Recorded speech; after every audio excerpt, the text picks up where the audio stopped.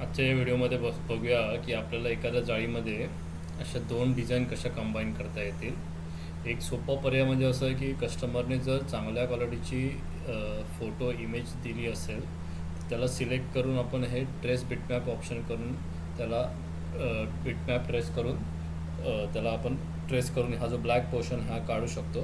आणि याच्यामध्ये कसं असतं की ॲक्युरेसी तेवढी चांगली येत नाही, फिनिश चांगलं येत नाही.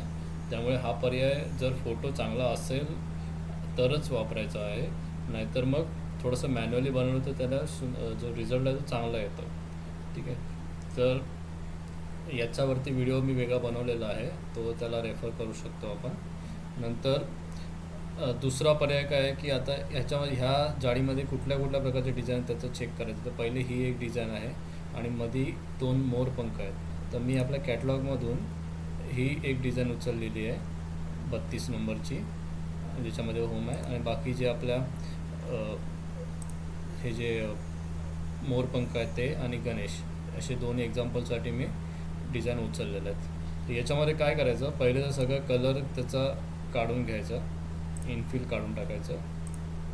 ठीक आहे, नंतर दोघांना ब्रेक अपार्ट करून घ्याव्या. ठीक आहे, आता कस्टमरची साईज जे काय असेल तर इथे मी समजतो आता अशी उभी 12x36 ठेवा किंवा 8x24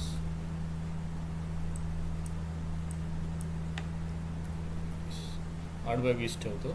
कंट्रोल क्यू करतो. नंतर याला आतून कॉन्टर जसं आपण रेफरी सगळ्यांना देतो तर हे जेवढी बॉर्डर पाहिजे तेवढी साईजची कॉन्टर द्यायची. अर्धा इंच तर अर्धा इंच, 1 इंच तर 1 इंच. इथे आता 1 इंच देतो आपण. 1 टाईप करून मी इथे एंटर क्लिक केलं. ही थोडी जास्त वाटते तर मी कमी करतो, 0.7ची देतो. कंट्रोल के. आता आतला जो रेक्टँगल आहे त्या साईजमध्ये आपल्याला डिझाईन बसवायचं आहे. ठीक आहे, तर आता डिझाईनमध्ये जर बघितलं तर त्याच्यामध्ये हा पॅटर्न आहे, ओम नाही आहे. त्यामुळे ओम जो आहे आपण डिलीट करू. हे बाहेरच्या पण बॉर्डरची गरज नाही, आता डिलीट करून टाकतो मी त्याला. यातला जे कंपोनंट गरजेचं नाही आहेत, ओम नाही गरजेचं आहे तर ते पूर्ण डिलीट करून टाकूया. आणि हे जे उरलेलं आहे त्याला सिलेक्ट करायचं, कंबाईन करायचं, याची हाईट किती आहे बघायची आणि त्यानुसार याला लॉक लावून त्याची हाईट द्यायची. ठीक आहे, हे झाल्यानंतर हा साईडचा पॅटर्न आपला तयार झाला आहे. ठीक आहे, आता याच्यामध्ये मध्ये डिझाईन बसवायची आहे तर याला पण ब्रेक अपार्ट करून घ्यायचं, याला डिलीट करायचं. तर याच्यामध्ये हे जे पान आहे त्याला कंबाईन करून घ्यायचं. कंबाईन केल्यानंतर आपल्याला इथे दोन पान दाखवायचे आहेत, एक इथे एक आहे आणि एक दुसरं असं आहे. तर हे पान थोडंसं फिरवून घेऊया आपण, असं पान आहे. आणि दुसरं जे आहे ते याच्या खाली असं इथे आहे.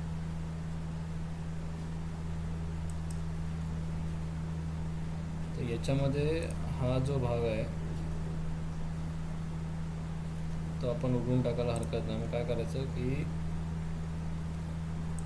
एक चौकोन घ्यायचा,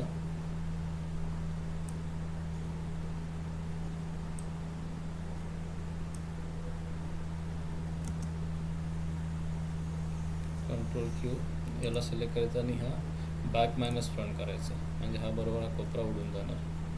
ठीक आहे, नंतर खालचा जो मोर पंख आहे त्याला थोडंसं खाली इथे मी ॲडजस्ट करतो, असं थोडासा असं लांब ठेवतो. म्हणजे काय की ही जाळीचा पार्ट आहे हा वन पीस राहील, तुटणार नाही एकत्र. तसंच याला पण एक रेक्टँगल लावूया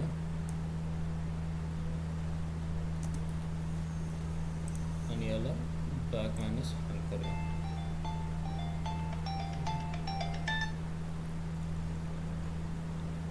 दोघांना पकडून कंबाईन करायचं. आता कुठलं पण डिझाईन जे आहे ते याच्यामध्ये ठेवता येईल. तर याला काय करायचं की पहिलं साईजसाठी थोडंसं बघून घ्यायचं अंदाजे, या साईजमध्ये बसेल असं, तर हे बरोबर आहे. आता कंबाईन करून घ्यायचं आणि याला कॉन्टोर द्यायची बाहेरून. आता ही जी 0.7 इंच दिलं जास्त झाले तर याला 0.2 इंचापासून चालू करूया.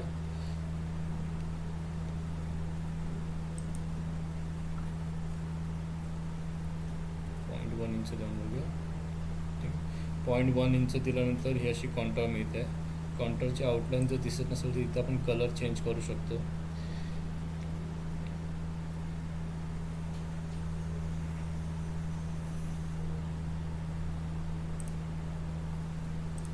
ठीक आहे, ही जी रेड सगळी आली ती कॉन्टॉर आले. त्याला कंट्रोल के करूया. ठीक आहे, आता मी काय करणार की ही कॉन्टॉर ब्रेकअप आउट करून घेतो. तर मला फक्त महत्त्वाचं काय की बाहेरची जी बॉर्डर ती महत्त्वाची आहे आणि आतला जो पंख आहे तो महत्त्वाचा. बाकी जे आतले छोटे छोटे रेड आले आहेत त्याचा काही आपल्याला उपयोग नाही. तर याला बाजूला उचलून घेतो, एक डुप्लिकेट मारूया. ठीक आहे, तर याच्यामध्ये जर काही चेंजेस करायचे असेल थोडंसं तर याला डबल क्लिक करून असं नोड करून चेंजेस करता येतात. थोडं कमी करू शकतो आपण. तसंच याला पण थोडं कमी करूया. ठीक, असं करता येतं. तर यातला हा जो रेडवाला पोर्शन आहे त्याची एक कॉपी घ्यायची याच्यामध्ये किंवा कंट्रोल झेड करूया. हे दोघांची पण एक कॉपी घेऊया.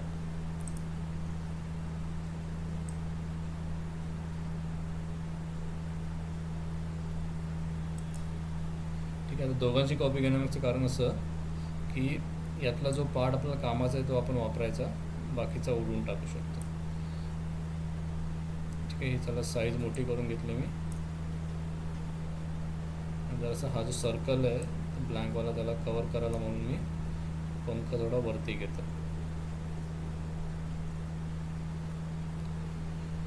याच्यामध्ये आपल्याला ही डिझाईन पण स्क्रॅचमधून बनवता येते, त्याचा पण मी व्हिडिओ पाठवलेला आहे. तर याला मी आतमध्ये कलर भरून घेतो. याला ब्लॅक कलर दिला आहे. ठीक आहे, याची कंट्रोल सी आणि कंट्रोल व्ही करून एक कॉपी करून ठेवतो. आता एक जी कॉपी केली आहे ती बाहेर पहिला क्लिक करतो. बाहेर जी कॉपी केली आहे ती सिलेक्ट केली आणि जे पॅटर्न आहे मागचं त्याला सिलेक्ट केलं शिफ्ट दाबून आणि याला बॅक मायनस फ्रंट केला. तर बॅक मायनस फ्रंट केल्यानंतर काय झालं की हे इथे बघायला मिळालं आपल्याला. हे असं बाजूला आतून जे आहे एवढी जागा ब्लँकमध्ये तयार झाली. ठीक आहे, याला पुन्हा जागेवरती ठेवूया आणि याचा जो आधीचा एक पॅटर्न हे आहे त्याचा आउटलाईन काढून कलर काढून टाकता येईल. ठीक आहे, आता याच्यामध्ये काय होणार, कटिंग जे आहे ह्या सगळ्या लाईनवरती फिरणार आहे, ह्या ब्लॅक ज्या लाईनवरती आहे. आता जर रेड ठेवली तर रेडवरती पण फिरणार. तर रेड फिरू नये आणि मध्ये ही बाउंड्री राहावी यासाठी आपल्याला कॉन्टॉरचा वापर केला. आता त्याचं काम झालं तर हे आपण डिलीट करू शकतो. तर ही अशा प्रकारे डिझाईन याच्यामध्ये फिट झाले. तर ही डिझाईन आणि पॅटर्न त्याला कंबाईन करायचं. नंतर हा जो आहे ज्यामध्ये डिझाईन बसवायची आहे त्याच्यावरती ठेवून शिफ्ट दाबून सी करूया आणि याला इंटरसेक्ट मारला की एक कॉपी मिळेल आपल्याला. ती कॉपी शिफ्ट दाबून याच्यामध्ये सी दाबून याच्यामध्ये आले आणि याला कंबाईन करायचा, याचा कलर भरायचा. ही अशी सुंदर अशी डिझाईन दिसू लागते. याच्यामध्ये पॅटर्न पण राखीव राहिला आहे, खराब नाही झाला पॅटर्न. म्हणजे मॅन्युअली हे पाकळ्या टाकायची गरज नाही लागली आणि फिनिश पण एकदम सुंदर आला. ठीक आहे, तर अशा प्रकारे कुठली पण डिझाईन याच्यामध्ये कुठल्या पण पॅटर्नमध्ये ॲड करता येईल. ही पद्धत सोपी आहे आणि सेमच आहे. याच्यामध्ये काय करायचं, सेम कंबाईन करायचं, याला कॉन्टॉर द्यायची, ते कॉन्टॉरची कॉपी या पॅटर्नमधून मायनस करायची.